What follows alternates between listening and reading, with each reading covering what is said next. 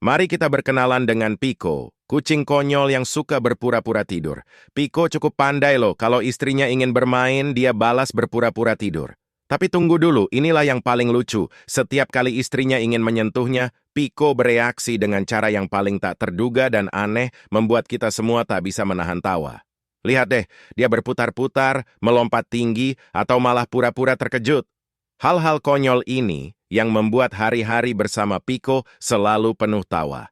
Setujukah kalian kalau Piko adalah kucing terkonyol sedunia? Yuk simak aksi konyol Piko dalam video ini, dan kita semua pasti setuju, kucing konyol ini pantas mendapatkan gelar pendekar pura-pura tidur.